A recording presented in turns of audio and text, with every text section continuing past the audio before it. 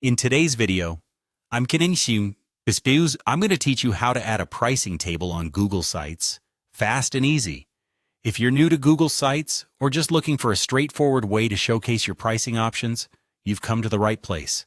So let's dive in and get your pricing table set up without any hassle. Start by launching your preferred web browser and search for Google Sites.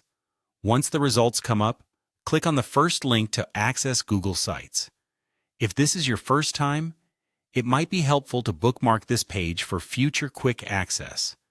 When you arrive at the Google Sites homepage, take a moment to look around and familiarize yourself with the options available.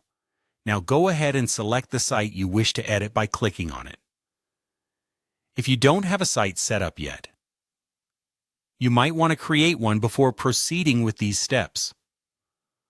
Once inside your site, you'll see various options for customization. Look towards the right-hand side of the screen. You'll find the Insert button. Go ahead and click on it.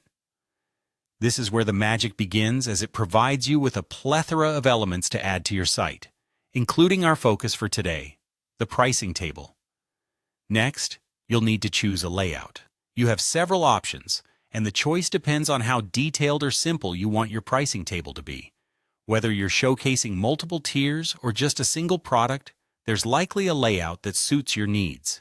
After selecting a layout, simply click to add it to your page. The layout you've chosen is now visible on your page. Let's add some visuals to make it engaging. Click on the plus icon inside the layout and upload your product image. This image is key in making your pricing page visually appealing, so ensuring it's high quality and relevant is crucial. Below this image, you'll find a text box where you can add your product price. Make sure the price information is clear and prominently positioned, as your visitors need this to make informed decisions. Precision and transparency here can directly influence your sales. You can add additional columns or rows to your table as needed. It could be 2, 3, or 4 products depending on your requirements. This flexibility allows you to tailor the pricing table to effectively communicate your offerings without overwhelming your audience. Once you're satisfied with how everything looks, it's time to make your changes public by clicking the Publish button.